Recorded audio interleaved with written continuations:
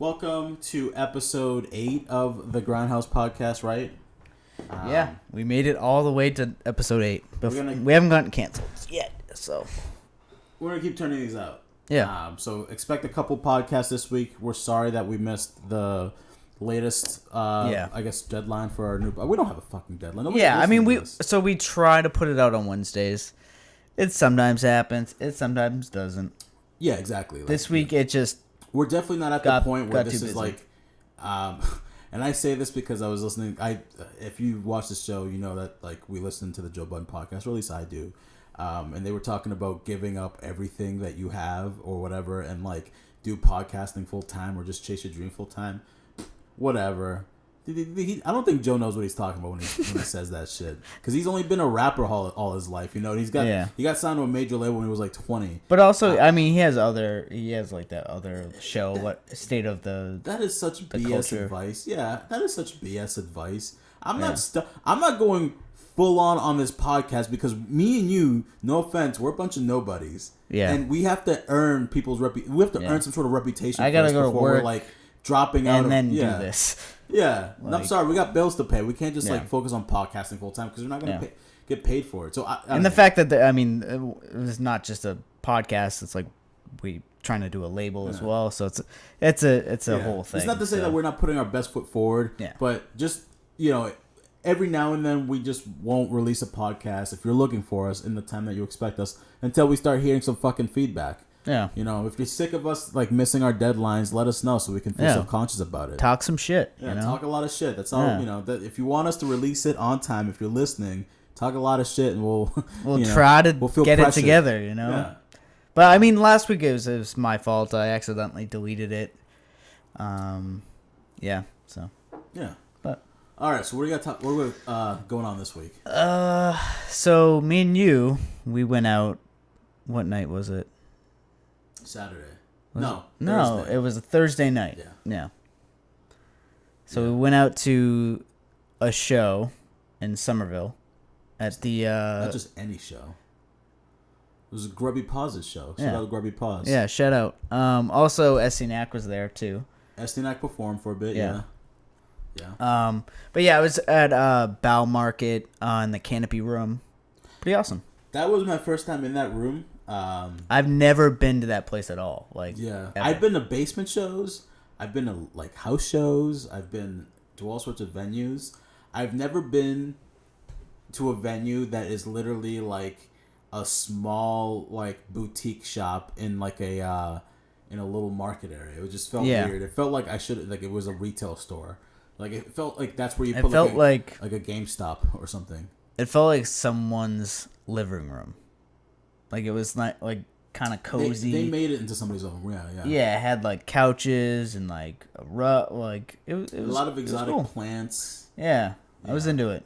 It was nice lighting, nice dim lighting. It was dope. I'm not trashing the place. I just I've never been to a venue that was literally like it seems like they're a retail shop during the day and they change into the. I was sort of taken back by it when we first stepped down. I was like, is this like a commercial space? Like it just didn't feel like it. So that was cool. It definitely felt like it shouldn't have been there. Like it's like at any moment, like the cops are gonna come and be like, "What are you guys doing here?" Yeah, like you're not supposed to be here. These are businesses. What are you doing? A very interesting location. I dug it though. It was dope. We couldn't find it, so no. But when we walked by it, once or twice. So then we couldn't find parking. We're idiots. That's nothing. Yeah, it wasn't hard to find. We're just idiots. Yeah, we just Beavis and Butthead just looking around. But we found it. We followed the music all the way upstairs, and it was a dope show. So Grubby Paws had this show. It was like he came on. I think he was middle, but he threw on the show. It was sort of like an appreciation for him.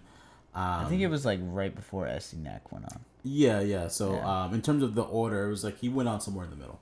Yeah. Shout out to a few of the artists that like performed aside from estee. Shout out to estee, obviously. Yeah. Obviously, we went out there to support him. But there was some good performances. Spinda was also there. He performed. Heem performed. Evildoer performed or had a set. Loman was Michelangelo. Michelangelo had a set.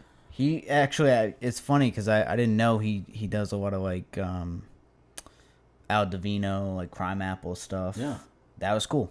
We got to hear an exclusive Crime Apple Michelangelo production. Yeah, that was a good song. Yeah. So I guess let's start with the opening. Let's just go linearly. That's the best way to go. Yeah. So first, the opener, the first MC who played, we won't even mention who it was because like whatever, that's not important. I just like, so if you remember this, like of course you remember this, you were with me. This sucks when it happens, but apparently like the rapper had sent his beat out or the song that he was gonna perform. Like I think he performed like 3 songs, and the first 2 songs were correct, and he did a good job of performing. Good MC. And then the third song apparently like was it wasn't like version. Imported or something like that. It didn't send over. Yeah. Something happened. Yeah. And watching a rapper like live be like, oh shit, like what the fuck's happening? Like this is not what I wanted. Yeah. And then having to adjust on the fly is like, from a secondhand perspective, very stressful. Yeah. Yeah. So I could only imagine what he felt like when he was going in that situation. Would you have like just cut your like set short, or would you have like? I would have cut my set short. Same. Unless you are really good at freestyling and you have enough confidence in yourself to be able to like, follow through with it. Yeah. So what happened was that he didn't cut his set short, which what we would have done. In that situation, just to save ourselves, maybe like, whatever, like, y'all get this, whatever, y'all get some more, check me out here, blah, blah, blah, whatever. I think that would have been the best way to go about it. Give credit to him though, man. The dude had balls and he was like, fuck it, I'll freestyle this shit. Yeah. Just throw on a beat. I'll give you something off the dome. And off the dome could either be amazing when you're on, but especially when you're stressed out because like shit is going left like that, and you're under pressure and people are just watching you and there's like a 5-minute moment of awkward silence because you're trying to find the beat that ultimately wasn't there. Maybe that's not the best time to go off the dome because you're already in this like funk, Yeah. But he went off the dome with it and he was good for a bit. He was starting off, he was good, but then he'd lose it and then he'd try to find it, but he couldn't find it, and we were just all standing there like the crowd was like supporting. Yeah, no, it's not like everybody was like clapping or whatever, but nobody was booing. No. Nobody was like, saying shit under their breath. Everybody was just like kind of standing there awkwardly, which is like the most, like if you're choking, no offense, but if you're choking in front of a live audience, the best thing you could expect, I think, aside from a pity clap, is just silence. Yeah. So the crowd just gave him nothing but silence, and he did his thing. Shout out to him for just having enough balls to just be like, fuck it, I'm gonna do something off the dome, and if it works, it works. If it doesn't, it doesn't. But ultimately it didn't. And I was just remember it being it was so hard watching it that I was like, I'm gonna just get a beer, like forget about this for a second, have this dude figure his stuff out. That's what I feel like the whole audience should have did. Just like, don't pay attention to him for a second. Like everybody's just standing around. Give him a minute. Just standing around waiting for him. Tapping their feet. Just like give this man a minute to find his music. Like he clearly he had this shit rehearsed and he wanted to go for it. Something happened, whatever. But damn, I just remember that moment being like, whew, that's a tough break. Yeah. But yeah, shout outs to Hemp for still having enough balls to be able to put himself out there like that. Yeah, hell yeah. I mean, I think most artists, they have a moment or two like that. You have to. It's a rite of passage. I feel like for an artist that like something goes left, and sometimes you get better at being able to like. It's kind of like a comedian with heckling. Like you get better the more like you go through something like that. Yeah. So I'm sure next time out he's gonna have all the confidence in the world to be like, fuck it, like. Yeah. I held my own last time. It's not like he was like it was excruciatingly bad that we had to boo him out or anything. It's just like he started off with a good freestyle and we would get into it and then he would just like slip on a word and then that would just cause a whole snowball effect. Yeah. Which happens often. Yeah. But it just sucks that he had this whole thing queued up and then that happens instead. So that was kind of a tough way to start the night. And then they moved on to and shout out to Loman. So Loman was DJing throughout the whole night. So he would play a couple songs in the beginning. He was setting the vibes perfect. And then, people would perform and then he performed between sets, so on and so forth. So shout out to him for doing his thing. Like I loved every time he played a record, I fucking loved it. Definitely has a great selection of. No, definitely. So shout outs to him. Who played after the opener? Michelangelo. Oh, whoa! As estee nack would say.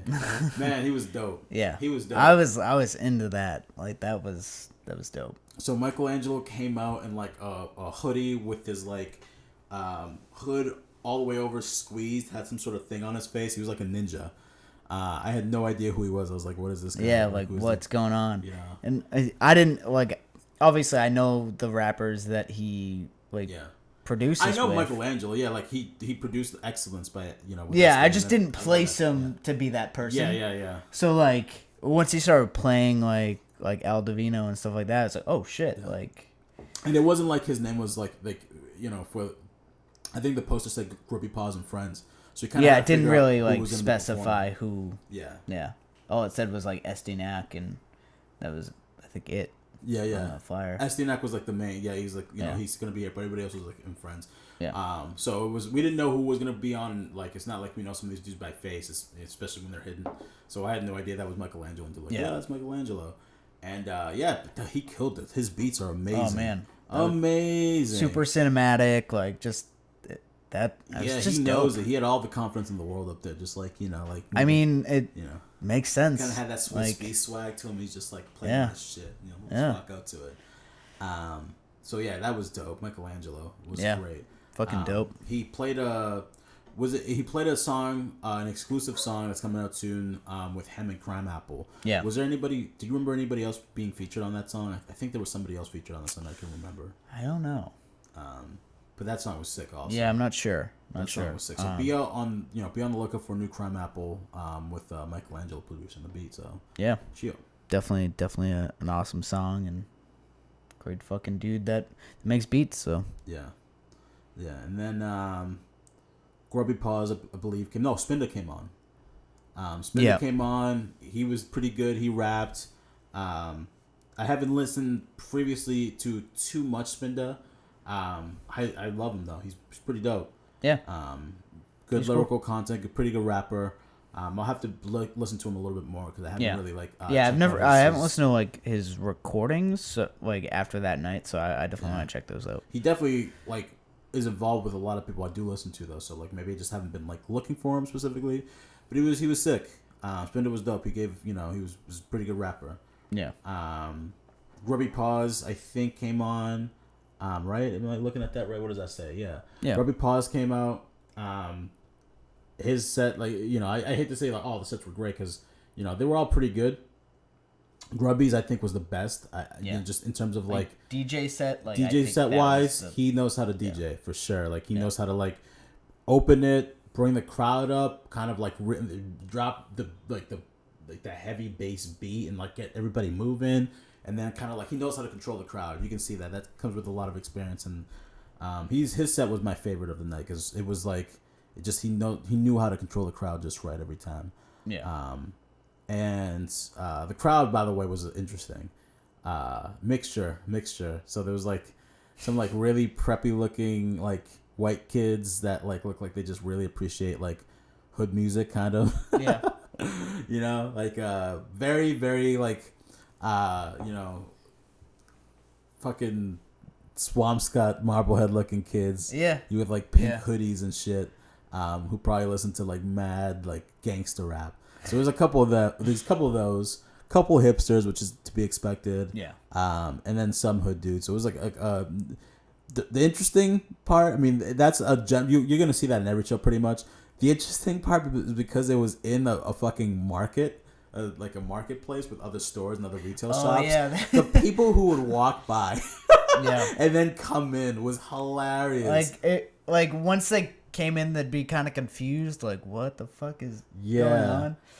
Beautiful women will walk by and they'll want to come in. They're like, oh, what's going on here? This is good. And then they come in, they figure out, they're like, oh shit, there's nothing but there's nothing but dudes who probably one chick in here. It's a little bit of a sausage fest, so it's just which is again when it comes to hip hop and that like non like mainstream radio friendly hip hop. Like you're gonna expect a more male dominant crowd, but like beautiful women will walk by because they love the beats or they love whoever was rapping at the time, and they come in and they think about going in further, but like I feel like I'm jumping in with a bunch of sharks right now. They walk the fuck away. So that happened a few times. I love the old people and like the peacoats that would like leave from the fancy restaurant next door who would like, oh, what's this? What are they doing in there? And they like peek their head in. Yeah. And then the second the guy who's like taking money at the door tells them it's $20 to get him, like, oh, and they walk off. Like, dude, you can afford that. Just spent $80 at dinner. You could probably like do $20. He's like, yeah, I can't support this music. I can't. No, I can listen and watch and exploit, but I can't. But that's pay you the $20. That's all I can do. So that was funny watching those guys like walk by. So it was interesting. Overall, though, and Evildoer came on. I think at one point his set was. I feel like his set was the longest of the night. I don't know if it's because I felt it was the longest of the night, or if it was actually the longest. Well, of the night. I think he was the last set of the night. Yeah. So he really like took it the home. Headliner. Rather. Yeah. Evildoer shit. The thing with Evildoer shit is it knocks. Yeah. Every time. It's just knocking the whole time. So I felt like my brain was just like. Yeah, I think I was definitely enjoying it at first, and then after a while, it got tired. I was just like, I'm an old man. It's midnight. Like I gotta go home. I forgot my like earplugs, so like, and there's a pretty small space. So like, for me, like I just always wear earplugs when I do those things. I was given the aggressive head bob at the beginning, and then somewhere in the middle of the set, I was like, all right, got sore, and I need to sit down. My feet hurt. My back is killing me, I'm an old man. I have to go home. Starting to sweat from places I don't like, I'm gonna sit down on this one. So I enjoyed like the rest of his set, like sitting down, and then at some point we ended up leaving just before I think he finished up. But overall the night was awesome. That was a really, really good show. Shout out to Grubby Paws for putting that on. Shout out to Estee. Oh, we didn't even talk about Estee. Oh yeah, his set way too fucking short. I wanted more. I wanted like 5-6 songs. Yes. I think we got maybe 2.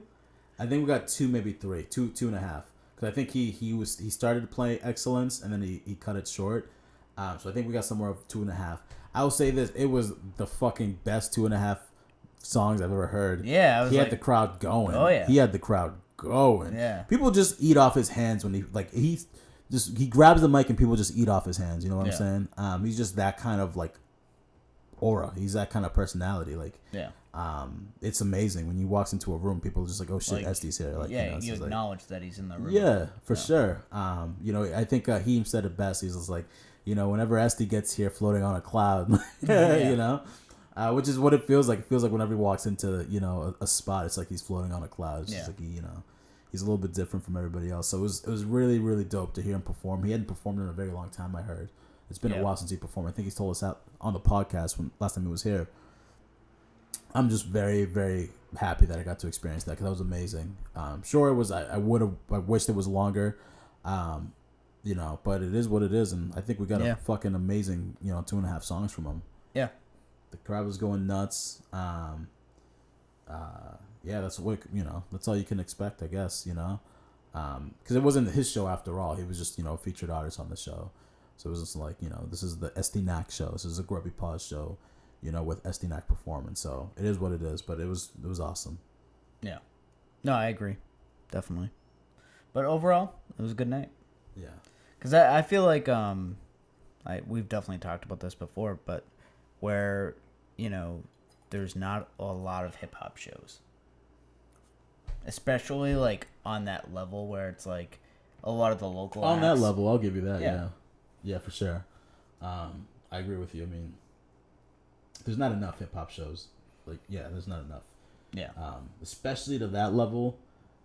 Yeah, that's not something we're usually getting around here, at least. I mean, I'm sure in other places, but around the Boston area, I don't think there's that many notable hip hop shows that happens, on a regular basis, which we got to really do something about.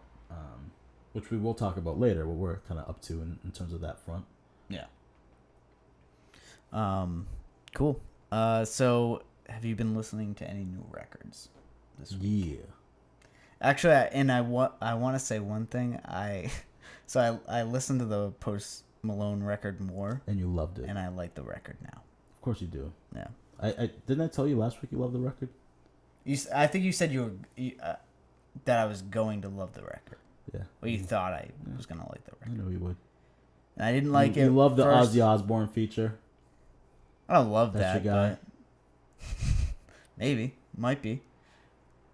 Fuck you. That's what your dad used to listen to when you were a kid. Nah, he was never into that like stuff. That's like, for him, that's too heavy. Like, he's more of like a classic rock guy. So I don't put Ozzy in that category. No, yeah, it's a good, I gotta listen to it again. I just, I don't know. It grew on me. I was like, okay. I found myself like listening to it today, and I was like, yeah, I like this now. So. Yeah, there's a few good songs on it, but I haven't really returned to it once I listened to it. So I guess to me, it's not that good. No. I did listen to an album that I really, really liked, and this is kind of acquired taste. But jpegmafia's new album, All Heroes Are Cornballs, I think it's called. Which is, I love that title. He's got the funniest named songs and albums, I guess.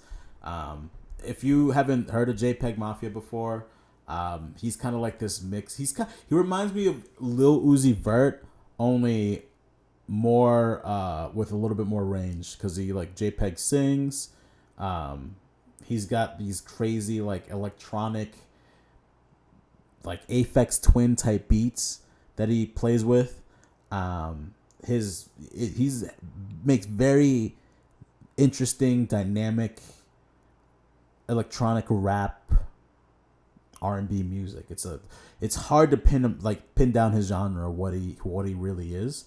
Obviously, it's hip hop based for the most part, but he's got a lot of different elements that he plays within his music, and this album is, in terms of that front, it's a lot of that. It's just like every song, just a bunch of noise. Yeah. And then the noise starts to get organized a little bit, and you hear melody, and then he comes in and he starts rapping, and then you're just like, oh shit, this is dope. And then it flips again, and you're just like, where am I? What the fuck? What's happening? And then, into the next one. So there's a lot of that on the album, but it's really good. That album is, I would say, maybe I wouldn't say must listen to, but it's a good listen. It's a good listen. Okay. Yeah. When did it come out? Like recently? Yes, I think it came out on the 13th, September 13th, right around 10th, 13th, around there. Okay. Yeah. I definitely have to check it out. Actually, today I listened to the new Ghostface killah record. Mm-hmm. It's definitely a Ghostface record. But I noticed he says like the F word, not fuck, but you know what I mean. Say it. I'm not gonna say it. Say the fucking word, bro. I'm not saying it. All right. But so he says that a lot of like a few times, like ad libs in the record, and I'm like, it's kind of like, could see that being problematic. But were you offended? No, but still, I don't think it needs to be used in his record. Like that, I was so glad that era of hip hop died down when all these rappers were saying that word left and right. Yeah. Eminem was saying it a lot. I think, like every rapper was saying it. Like every rapper, it was like it was like next to the N word. It was like right next to that, as the most like overused fucking word. And then Rick Ross recently used it on What's Free with Meek Mill and Jay-Z, and I remember hearing it, like listening to that record and hearing him like say that line. And I just it just hit me in the weird way where I was just like, whoa. Yeah, it's like, I just don't think it needs to be. I haven't heard that. I haven't heard a rapper say that in so long that it just like. That's how I felt today, where I hadn't heard it in a song in a while, and I heard it a few times, like in the record. I was just kind of like, aren't we like kind of over this? And like, I don't know. I just think it's stupid. Yeah, no, I'm with you.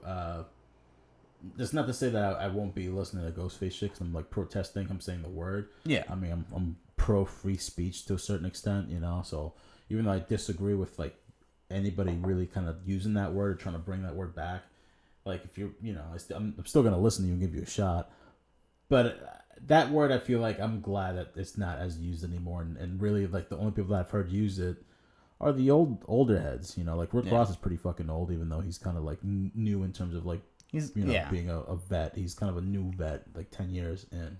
Ghostface has been around for a long time. He's older. Like he's probably I can see why he's using the word because he's a little bit like not of this generation, but like thankfully like that like when you hear that word, it has been reduced in terms of the amount of times people say it, that it hits you different when you hear them say it, which is good. That means like we move forward, we progress. So that's that's the bright side of it, that none of these rappers are really saying it, and when you do hear it, it's just like ouch, like that hurts the ears. That's not really doing it. Cool. So you listened to Conway's new record? Yeah, man. Conway's new record is pretty solid, I'll say that. Yeah. There was a lot of like lo-fi, raw, boom bap kind of like feel to it. A lot of his records seem to be like that kind of feel, like that dark lo-fi hip hop type of vibe. There wasn't any like that aggressive head nod, like Griselda type song on the album. At least I don't think. There were a couple that's like more of like a little bit more energy, a little bit more bass, a little bit more of a head nod. But there was nothing on the album that I thought was like, oh shit, this is fucking crazy. And I feel like Griselda's always good for that. Just having that like, Mayblock type song or 5 for 50, that type of stuff. But this album was pretty solid all around. It was pretty solid. It was good. It's a good Conway the Machine album. I don't know if this is like just a bunch of songs that he's yet to release that he kind of put together, to release this and kind of like get more streams from it, or if this actually is an album that he's like, this is a piece of work that I'm like, speaks for itself essentially. So I got to look up more research on that and see like what's what, because I don't think that's his like release. I think it's one of those things where he's just like, here's a collection of my songs that didn't make it on any of my other projects. So maybe that's why I didn't have that like, that pedigree. Yeah. But it was pretty solid. It's pretty solid. If you're yearning for more Griselda, and Conway the Machine, go and listen to it. It's pretty good. Cool. Yeah, I'll have to check it out. I haven't like been listening to too much stuff, but yeah. Nothing? You listen to nothing? Nothing new, really. Mostly podcasts. I've been on a podcast like spree. I'm gonna whoop your ass. All right, I need to get you listening to more hip hop music. Always and forever. I mean, I usually do, but yeah. Well, I've been listening. So you started a hip hop podcast, now you conveniently. Well, actually, I've been listening to the Young Thug record. So much fun because we talked about it. We did like 3 podcasts ago. Yeah, but Jesus, you're late, brother. A little late on it, but see, this is what I'm saying. You guys need to be shitting on us because Critter needs to be shitted on right now for not listening to any hip hop. Yeah, he's got a podcast going. He's just like, nah. I'm gonna listen to a podcast. I keep listening to the same old fucking shit that I've been listening to. Stop. So. Yeah, I gotta listen to JPEG Mafia. I will. No, you won't. You're gonna listen to the podcast. No, 3 weeks from now, 3 episodes away, I'll discuss it. Yeah. All right, we're back. Do you see that? What does it say? Broke the devil's hold on my soul. All right, so he's a little weird. We're discussing Larry Johnson. Larry Johnson, the football player, I feel like Larry Johnson is the most vague white guy name ever. But Larry Johnson plays for the Kansas City Chiefs. He's also really fucking crazy. Yeah. He recently tweeted something controversial about like LGBT rights. He's just going really like he's a crazy clearly church super guy. Religious type. Super religious to the point where you're completely out of your mind. Yeah. And so recently he tweeted something interesting in regards to Meg The Stallion. Do you want to read the tweet? Her mother, who was her manager, died in the month of March 2019, the same month of her breakout. Music industry filled with easily corrupt, fatherless children looking for Satan to be daddy they never had. That's so fucked. That's fucking dark, dude. That's fucked. That's some pretty dark shit. That's some really fucked up shit. Where's he getting this information from? Is this the pastor at his church telling him this shit? Like, where do you get verified proof that this shit is happening? Yeah. Because this is nuts. Like, where are you getting this information from? That's fucking this is weird. Like, did he know somebody who's also gone through this shit? Can he name other like victims of this shit? Yeah, I mean, I don't know. Yeah, so that's pretty crazy. And then, Meg The Stallion, she responded and said, just because you found out about me around the time my mother passed does not make what you're saying accurate. I've been grinding for so long and would appreciate a few weirdos on the internet would stop trying to associate my mother having a brain tumor with the fucking devil. Which is an understandable response. Yeah, it's like, that's... It's like, get off my dick, you fucking weirdos. Yeah. Yeah, God. So this whole like concept of a sacrifice, it's a fucking bug and it's pissing me off. Letting it get to you, man. Yeah, it is. Getting to you. This whole concept of the sacrifice has been in hip hop for quite some time. Yeah, you sort of enlightened me a little bit earlier. Yeah. About this, and I actually didn't know about this. Yeah, so there's this, for those of you at home who don't know either, and like, there's no need to know, by the way, because there is no proof to any of this, and it's all dumb bullshit made up. It's all people who think they have a third eye, who have figured fucking the universe out by sitting on their couch and watching Action Bronson get high. You know, this is like those type of crowd. No offense, like if that's you, but you're probably the person I'm talking about. Human sacrifices within hip hop. So this is the most recent one. The most recent one being Meg The Stallion killed her mother off in order to get more fame and more recognition in her career. It's kind of like, it's a sacrifice. So you sacrifice this in order to get that power, money, fame, all of it. And because her mother's death and her success happened right next to each other, pretty much one after another, people are saying that this is an obvious case of this human sacrifice in hip-hop thing happening. So that's why she's stuck in it. Again, bullshit. It's all bullshit.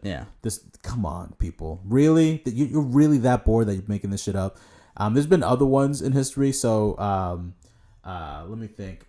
Jay-Z sacrificing his nephew, even though Jay-Z had been already blew a up billionaire by the time his nephew died. But like, hey, I guess there's this whole concept of like, even if you were like super famous, 20 years ago, like you still have to pay your sacrifices 20 years later. It's like, so literally if I was super famous, anybody in my family could die at any point in my career after I've already am huge and popular, and people would just say, yeah, that's a sacrifice.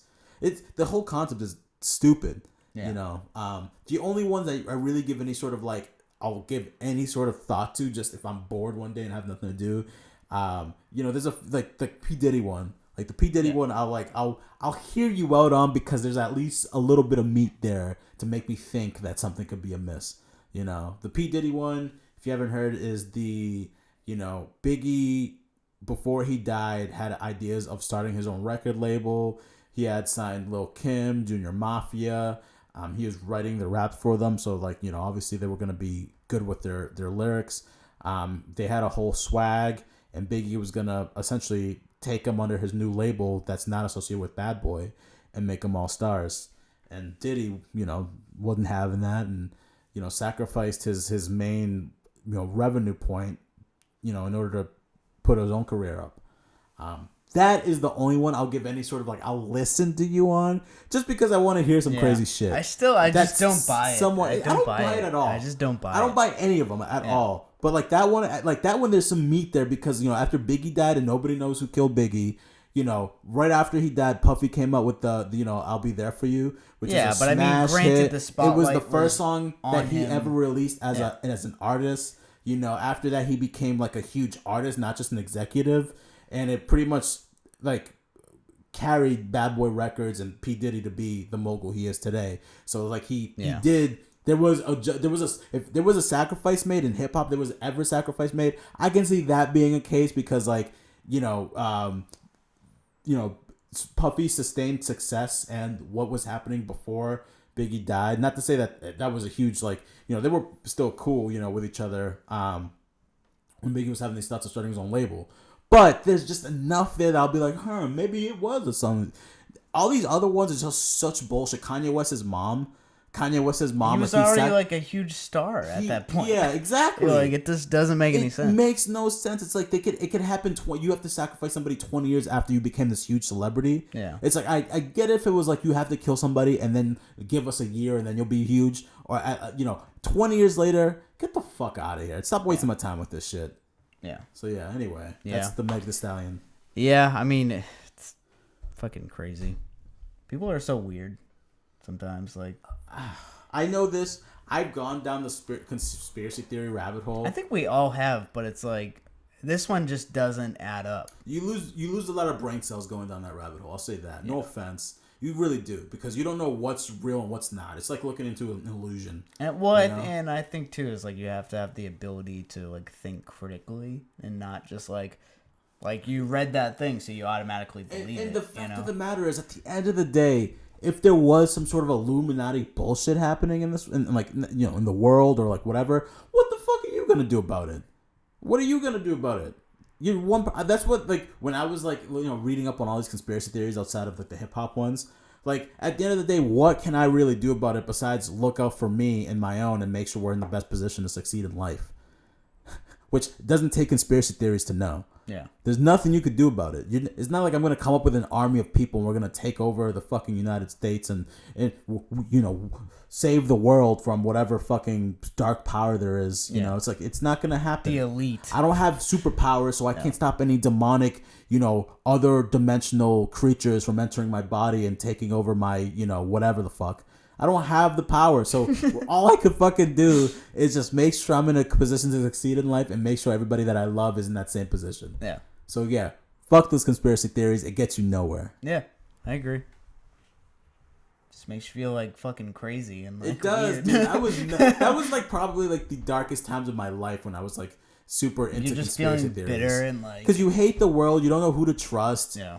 You kind of hate white people because, like, they're, a lot of their, huge figures are like reptilian, reptilian shapeshifters, like. Oh man. Yep. So yeah. So this is quickly turned into a hip hop podcast / conspiracy theory podcast. Oh man. Yeah. Wait. All right, that's all I got for all right, that's all you got? That's all I got. What do you got? We got next. So let's talk about like grindhouse business stuff that we're thinking about. Mm-hmm. What we want to do.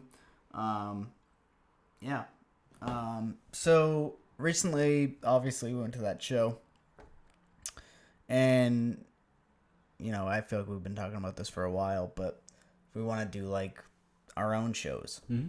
So as we mentioned earlier, it's like going to a show around this area. There's not to say that there's not shows being thrown. Shows are being thrown all the time, every week. Shout out to the regulars around Lynn, like Premier Rap Battle League if you're trying to catch a rap battle show. Rec Shop Movement every Wednesdays at Bonefish Harry's, for putting on their show. There's a lot of hip hop shows you can go to the city. Generally, but like it's not like there's a lot of venues to host it in, and that's one issue that we are well aware of, and we wish there was something to be done about it. We don't have the capital to make our own venue that's accepts hip hop acts, because a lot of these venues in the area and in the Boston area, they there's venues, but do they accept hip hop music? No. Yeah, and a lot of them just don't. They don't want to be bothered with it. It's a security thing. Like, they got to pay security. They're afraid of fights. Whatever stereotype comes with hip hop music, they're afraid of. It's the same thing with like punk shows. Exactly. So punk and hip hop, are typically, unless you're in Austin, which a lot of the venues in Austin accept punk shows. They don't accept hip hop shows sometimes. Sometimes they do, sometimes they don't. So punk has Austin at least. Like hip hop. Maybe I don't know, Brockton. I don't know. There's not too many venues for this. For a lot of hip hop acts. Yeah. And so we've been focusing. We're trying to do something. We're figuring out what to do with the record label aside from just representing our artists. And the next thing is to really kind of host, hip hop music. Yeah. And so we've been looking at, or we've been in talks with a venue to be able to see what we can do about getting like at least like, a monthly hip hop show happening. Yeah. Something like that, something along those lines. Maybe we'll start off with a show or two here, see how it is, really feel out the people. Yeah. Try it out, test it, see what happens. See people like interested and they want to like attend something like that. Exactly. And see what the what the damage is all, at the end of the day. Do people show up? How much money is it to throw this thing on? Do people care enough to really kind of attend? Do people not show up? We kind of want to test the waters there just to see what it's like. Yeah. And see what we can do. And so it's more shows are coming at some point. We're working on it. It's been sort of our new kind of focus, which is to see what we can do about getting a live show to help promote the local talent that we have in the area. And like I said, we have a venue. We can't say what it is or where it is yet because we're still in talks. We're still trying to figure all that stuff out. But we're working on hopefully some more accessibility to local artists to play their hip hop music and punk music also, because we've been talking about integrating some of that in the scene also, just getting, in general, more musicians to be able to have more opportunities to play their music. Yeah. And I just feel like Lynn is lacking it. And why not be the people that push it forward and, do something about it. Yeah. Cause you can count in one hand all the venues that allows like live music, and then the ones that allow hip hop music, you can count them on two fingers. Yeah, seriously. So it's like there's not many options. So we're just trying to create another option. Especially in Lynn itself. Yeah. Yeah, I mean, there's surrounding town cities that do these things, but it's like Lynn doesn't have that.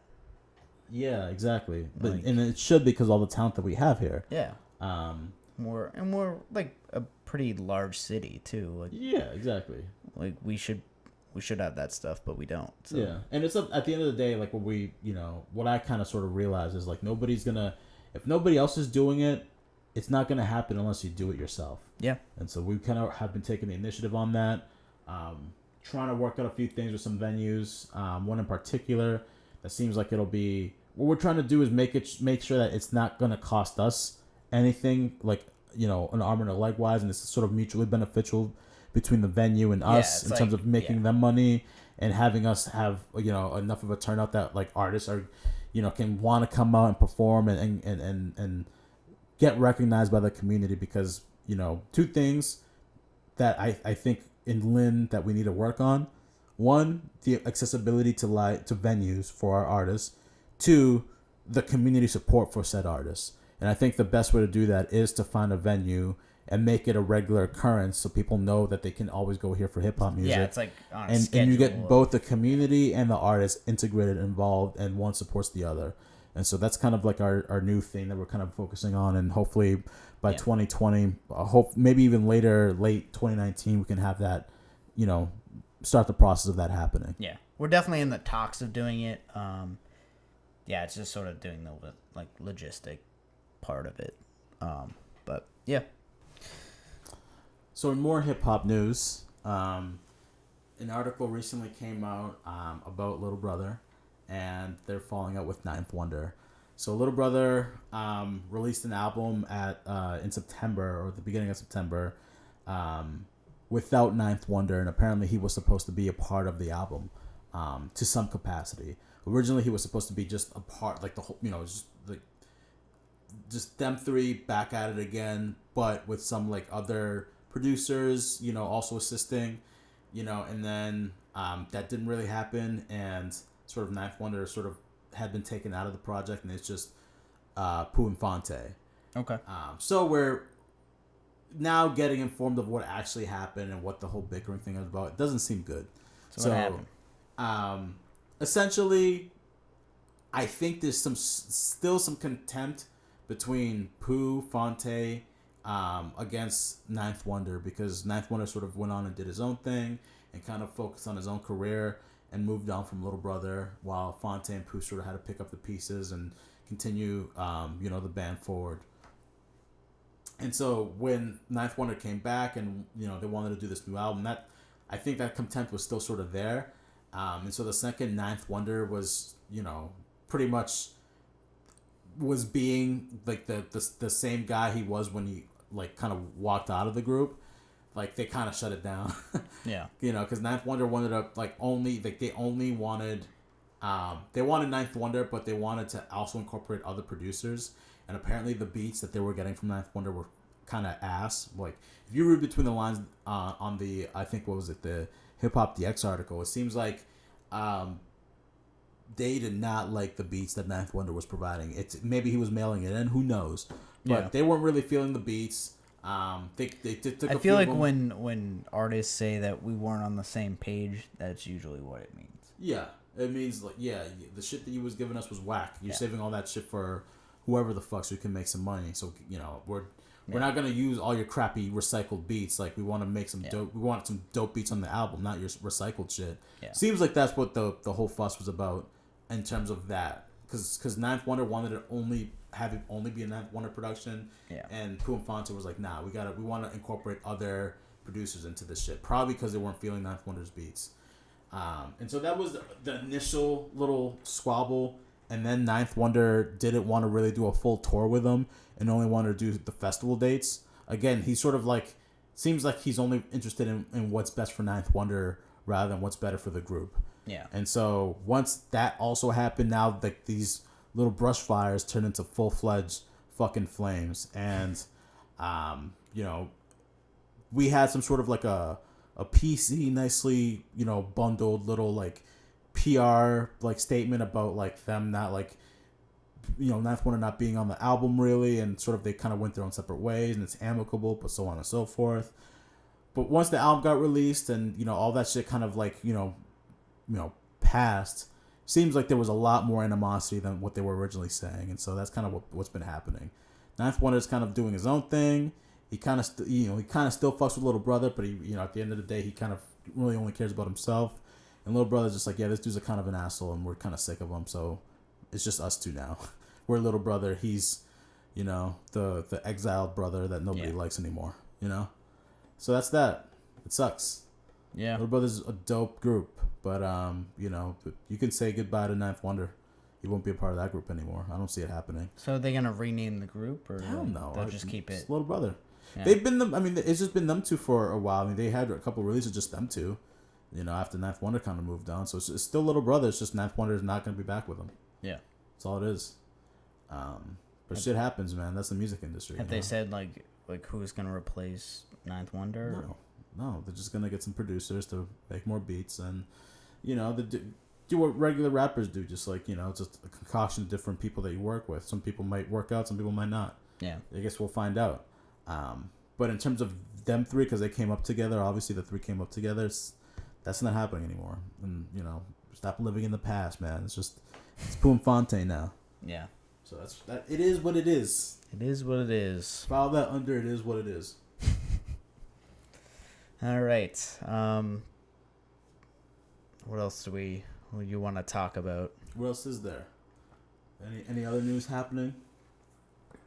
We have some old merch that we could potentially put away. If you look at this shirt right here, you'll notice that this says Animal House Recordings.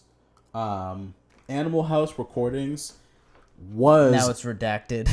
Yes. And now it's called Grindhouse Recordings. Yes. Animal House Recordings was the beginning of our record label. Yes. But then we ran into some quote-unquote legal issues. Shout out Kevin. Fuck you. No, we're not gonna say that. What? We're not? No. But yeah, I mean, we had some problems, so we ended up changing the name. Yeah. Animal House. It's a popular name. Obviously, we got it from Animal House the movie, which I'm pretty sure they wouldn't care if we use it for a record label name. Yeah. But it was also kind of like other entities were involved in that naming process. Yeah. And they didn't really feel comfortable with us taking the name and using it for our own thing, which is fine. And so we had to change the name. So, but having said that, we have a whole bunch of merch that we can't give away. Yep, because fast enough. Yeah. Because nobody wants to buy old merch with some shit that's not even the name of our company anymore. So, buy some shit. So no, don't buy just some kidding. shit. We're giving it out. Buy some new shit. Buy some new shit though. Jesus, critter. Always Pyramid selling. scheming. Always selling. These guys are always selling. I'm trying to give you free I'm shit. trying to keep the lights on. Yeah, I'm trying to give you... I don't care about the lights. I've been poor before. Whatever. Lights, meh. You got fucking candles for that. If you like, subscribe, and share the podcast, we will give you a free Animal House shirt. Yeah. And sure, it's not a company anymore, but it's, it's a keepsake. It's a little... nice little shirt. A little relic from the past. Yeah. Established in 2015. Maybe, wear it to bed or... if you're, it's a good shirt, man. It's a good shirt. It's doing some yard work, you want to throw that on? Yeah. It's got a little vinyl record in the back. I'll show you. Let me just show you real quick. This is Edwin's twerk segment. Yeah, I'm not even gonna twerk right now. I wouldn't even do that to you guys. Thank you. I appreciate that. We can't afford to lose any viewers. Oh yeah. The 3 viewers that we have. I wouldn't do that to people. I'm sorry. I'm sorry if you saw my ass crack. Also, it happens. You have to blur that. Did you see my ass crack? I don't know. No? Okay, good. I just felt like crack was showing. I was like, It might have been. I don't know. Crack is whack, folks. Stay away. But yeah, so if you like, comment, subscribe, hit us up, and we will send you a shirt. We'll mail you a shirt. So yeah. It's just a little thing we're doing to we just want to get rid of the old stuff. Yeah, we want to get rid of it. It's just literally like if you see me in the streets, more likely than not, I'm wearing this shirt. It's not because I wear the same shirt every day. It's just because I have a box full of them. Yeah. And so I'm just trying to give these out, and why not give them out to people who's actually supporting the podcast? True. So get your free Animal House shirt by subscribing, liking, and sharing the podcast. And if you've already done that, hit us up and we'll send you a shirt. Yeah, definitely. Cool.